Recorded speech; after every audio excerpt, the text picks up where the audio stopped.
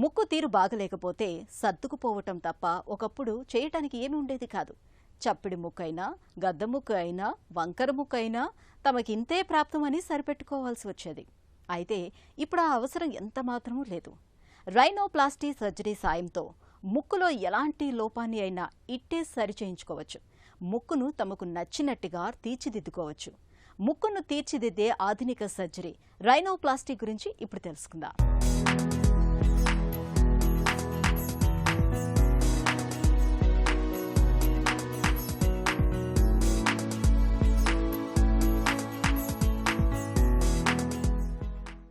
కొంతమంది ముక్కును చూడగానే అబ్బా ఏమందం అని అనుకోకుండా ఉండలేం.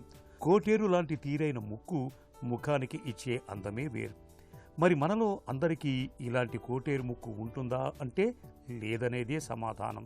పుట్టుకతోటి ముక్కులో లోపాలు ఉండొచ్చు, లేదా ప్రమాదాల్లో గాయాల మూలంగా ముక్కు తీరుతెన్నులు మారిపోయి ఉండొచ్చు. ఒకప్పుడైతే ఇలాంటి లోపాలకు చేయటానికి ఏమీ ఉండేది కాదు. కానీ నేడు రైనోప్లాస్టీ సర్జరీ సాయంతో ముక్కును మనం కోరుకున్న విధంగా తీర్చిదిద్దుకోవచ్చు. ముక్కు లోపాలకు సంబంధించి మనలో చాలామందిలో అయితే గద్ద ముక్కు లేదంటే చప్పిడి ముక్కు అనేవి ఎక్కువగా కనిపిస్తాయి. ఈ రకమైన లోపాల్ని ఇవాళ చాలా సులువుగా సరిచేయొచ్చని చెబుతారు డాక్టర్లు. ఈ ఫ్రంట్ పార్ట్ ఇలా పైదాన్ని ఉండేదాన్ని దాన్ని డోర్సమ్ అంటాం అనమాట. దీన్ని టిప్ అంటారు. దీన్ని ఇక్కడ రూట్ అంటాం అనమాట. ఆ రాడిక్స్ అంటాం మా మెడికల్ భాషలో. దెన్ ఇవి ఏమో నాస్టిల్స్, అందరికీ తెలిసినవి. ఇది మధ్యలో ఏమో ఇదంతా స్కిన్లో ఉంటే అడుగున లోపల ఉండేది ఏంటంటే బోనీ స్ట్రక్చర్ ఉంటుంది. ఆ మధ్యలో ఒక లేయర్ ఆఫ్ కార్టిలేజ్ ఉండి అటు ఇటు కవర్ అవుతున్నాను మ్యూకస్ మెంబ్రెయిన్. ఈ మ్యూకస్ మెంబ్రెయిన్ కవర్ అయ్యి దెన్ రెండు గాలి దాంట్లోంచి వెళ్తూ ఉంటుంది అనమాట. So this is basic parts of the nose అనమాట. ఈ పార్ట్స్లో చెప్పబోయేది ఏంటంటే డోర్సమ్ యొక్క డిఫార్మిటీస్ ఏంటి, దాని కరెక్షన్స్. ఈ డోర్సమ్ డిఫార్మిటీస్ మెయిన్గా ఏంటంటే టూ టైప్స్లో ఒకటి ఏంటంటే ఎక్కువ ఉంటుంది, రెండో దాంట్లో తక్కువ ఉంటుంది. యూజువల్గా ఎలా వస్తుంది, ఎందుకు వస్తుంది అంటే కనుక ఇది మెయిన్ రీజన్ ఏంటంటే జెనెటికల్గా. సో మనం ఏ అదర్ కాజెస్ అనేది ఆల్మోస్ట్ అన్హర్డ్ అనమాట. అదర్ థింగ్స్ చాలా మైనర్ థింగ్స్ ఏంటంటే దేని దెబ్బ తగిలితే కొంచెం డిఫార్మిటీస్ వచ్చి రావచ్చు. అది చట్టి ముక్కు రావచ్చు, కొంచెం తేడా రావచ్చు, హంపుగా రావచ్చు అనమాట. ఇది కాజెస్. రైనోప్లాస్టీ ముక్కును మనం కోరుకున్నట్టుగా తీర్చిదిద్దే ఈ ప్లాస్టిక్ సర్జరీ నిజానికి మనకు కొత్తదేమీ కాదు. క్రీస్తు పూర్వం 600 సంవత్సరంలోనే మన దగ్గర సుశ్రుత మహర్షి స్వయంగా ముక్కుకు సర్జరీ చేసినట్లు చరిత్ర చెబుతోంది.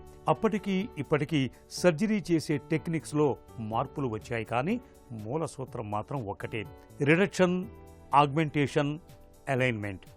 అంటే ఎత్తును తగ్గించటం, అవసరమైతే పెంచటం, ముక్కు తీరుతెన్నులు ఒక అలైన్మెంట్లో సౌష్ఠవంగా ఉండేలా చూడటం ద్వారా ముక్కును తీర్చిదిద్దుతారు.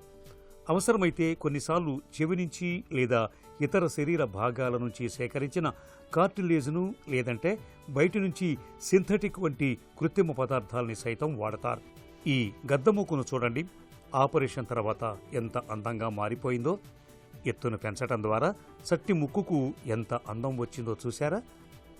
ఇక్కడ చూడండి, సర్జరీ తర్వాత ముక్కులో వంకర ఎలా మాయమైపోయిందో. కొంతమంది ఏంటంటే short cuts, for example short term, మనకు కొంచెం ఇంప్రూవ్స్గా కావాలి, మనకి ఏదైనా ఫంక్షన్కి వెళ్ళాలి, మన నోస్ కొంచెం చూడటానికి బాగుండాలి, అదర్వైజ్ నాకు ప్రాబ్లం ఏం లేదు అని అనుకునే వాళ్ళకి ఏం చేస్తామంటే ఈ స్కిన్కి బోన్కి మధ్యలో ఇక్కడ ఇంజెక్షన్స్ ద్వారా ఫిల్లర్ అనే మెటీరియల్, సింథటిక్ ఫిల్లర్స్ ఇస్తాం, హైల్రోనిక్ యాసిడ్. ఈ హైల్రోనిక్ యాసిడ్ అనే సబ్స్టెన్స్ ఏంటంటే బాడీలో స్లోగా ఇంటిగ్రేట్ అవుతుంది అనమాట. ఇంటిగ్రేట్ అయ్యి తర్వాత దెన్ కొంచెం ఆ ఏరియాని పెరుగుతుంది అనమాట. దీని లైఫ్ స్పాన్ ఎంత అంటే అప్రాక్సిమేట్లీ 1 year ± ఉంటుందన్నమాట. ఈ విధంగా ఈ హైల్రోనిక్ యాసిడ్ వల్ల ముక్కు డోర్సమ్ యొక్క హైట్ పెరుగుతుంది. ఇది వద్దు అనుకునే వాళ్ళకి ఏంటంటే then the better to go for operative rhinoplasty అనమాట. డిప్రెస్డ్ నోస్కి వాళ్ళు మేము చేసేది ఏంటంటే మళ్ళీ స్కిన్ కింద నుంచి వెళ్తాం అనమాట. ఆపరేషన్ ఏంటంటే అంత లోపల నుంచే ఉంటుంది. అండ్ ఆ లోపల నుంచి వెళ్ళి మెటీరియల్ కొంత యాడ్ చేస్తాం బోన్కి స్కిన్కి మధ్యలో. ఏ మెటీరియల్? మన ఓన్ మెటీరియల్ అనమాట. Or synthetic material like silicone అనేది కూడా వాడుకోవచ్చు. బట్ ఆఫ్ లేట్ ఏంటంటే సిలికాన్ వల్ల ఫ్యూచర్ ప్రాబ్లమ్స్ వచ్చే ఛాన్స్ ఉందని చెప్పేసి మన own material any day is the best choice అండి. దాన్నే ఎక్కువగా cartilage, bone. Out of that cartilage is the best material. ఎందుకంటే బోన్ ఏమవుతుందంటే ఓవర్ ద టైమ్స్ బాగా తగ్గిపోతూ ఉంటుందన్నమాట. అదే కార్టిలేజ్ అయితే ఫర్ ఎగ్జాంపుల్ అది పెట్టింది యూజువల్గా మినిమల్గా అయినా కానీ బట్ చాలా కాలం ఉంటుందన్నమాట. దాంట్లో మెటీరియల్స్ ఎక్కడెక్కడి నుంచి తీయచ్చు అంటే మిడ్ లైన్లో కొంత సెప్టమ్ అని ఉంటుంది ఎవరికైనా, ఆ సెప్టమ్ పార్ట్ కొంత తీయచ్చు, లేదంటే ఇయర్ ఈ మధ్యలో పార్ట్ని తీయచ్చు, లేదంటే ఈ రిబ్స్ యొక్క పక్క పార్ట్ని తీయచ్చు అనమాట. కోస్టల్ కార్టిలేజ్ అంటాం. ముక్కును మనకు నచ్చిన విధంగా తీర్చిదిద్దే రైనోప్లాస్టీ సర్జరీకి కనీసం 1-2 గంటల సమయం పడుతుంది. అవసరాన్ని బట్టి లోకల్ లేదా జనరల్ అనస్థీషియా ఇస్తారు. ఆపరేషన్ తర్వాత ముక్కు లోపల బయట డ్రెస్సింగ్ చేస్తారు. అదే రోజు కానీ లేదంటే తరువాతి రోజు కానీ డిశ్చార్జ్ చేస్తారు. సర్జరీ తర్వాత 1 వారం పాటు యాంటీబయాటిక్స్, నొప్పి నివారణ మందుల్ని వాడాల్సి ఉంటుంది. 5 రోజుల తర్వాత డ్రెస్సింగ్ని తొలగిస్తారు. వారం 10 రోజుల పాటు నోటితో గాలిని పీల్చుకోవటం, వ్యాజ్లైన్ ప్యాక్లను పెట్టుకోవటం వంటి జాగ్రత్తల్ని ఖచ్చితంగా పాటించాలి. రైనోప్లాస్టీ సర్జరీ చేయించుకున్న తర్వాత మనం ఆశించిన ఫలితం కనిపించటానికి కనీసం 1 నెల రోజులైనా పడుతుంది. ఆపరేషన్ మూలంగా ముక్కుపై మచ్చలు మిగిలిపోతాయని, శ్వాస కష్టమవుతుందని, వాసన గ్రహించే స్థితి తగ్గుతుందని అనుకుంటారు మనలో చాలామంది. నిజానికి అవన్నీ వట్టి అపోహలేనని చెబుతారు డాక్టర్లు. హంప్ నోస్కి అంటే ఈ బాగా పైకి లేచి ఉండే వాళ్ళకి ఏ విధంగా చేస్తాం. వీళ్ళలో ఏంటంటే structural rhinoplasty and preservation rhinoplasty అని 2 రకాలుగా ఉంటాయి. ఈ స్ట్రక్చరల్ రైనోప్లాస్టీ అంటే మెయిన్గా ఏంటంటే ఇప్పటిదాకా ఎక్కువగా వాడేది, ఈవెన్ నవ్ ఆల్సో వాడేది స్ట్రక్చరల్ రైనోప్లాస్టీ అంటాం. దీంట్లో ఆ పై పార్ట్ని ఒక ఫైలింగ్ చేస్తాం అనమాట. ఫర్ ఎగ్జాంపుల్ అప్పర్ పార్ట్లో బోన్ ఉంటుంది, లోయర్ పార్ట్లో కార్టిలేజ్ ఉంటుంది అనమాట, ఆ మిడ్ లైన్ సెప్టమ్ అనేది. సో ఇక్కడ నుంచి చిన్న కట్ ఇక్కడ నుంచి ఇచ్చి లోపలికి వెళ్తాం అనమాట. అంటే కాళ్ళు మెల్ల మీద వేరే ఒక 5 మిల్లీమీటర్స్ కట్ ఉంటుంది, మిగతా అంతా లోపలే ఉంటుంది అనమాట. సో అలా వెళ్ళి లోపలికి వెళ్ళి ఆ కార్టిలేజ్ని మిగతా పక్కాటిని సెపరేట్ చేసి ఆ కార్టిలేజ్ ఎక్కడైతే ఉంటుందో దాన్ని కొంచెం కట్ చేసి, అంటే ఎంత కావాలనుకుంటే అంతే ఉంచి మిగతాది కట్ చేస్తాం అనమాట. అలాగే మిగతా బోన్ ఏంటంటే ఏదర్ ఫైలింగ్ అన్నా చేస్తాం, లేదంటే ఆస్ట్రోటోమ్ పెట్టి కట్ చేసేస్తాం అనమాట. ఈ 2 రకాలుగాను దీన్ని చేస్తాం అనమాట. అంటే లిటరల్గా ఏంటంటే ఆ పార్ట్ని మనం తీసేస్తున్నాం, ఏదైతే హంప్ అనుకుందో ఆ ఎక్స్ట్రా పార్ట్ని మనం తీసేస్తున్నాం అనమాట.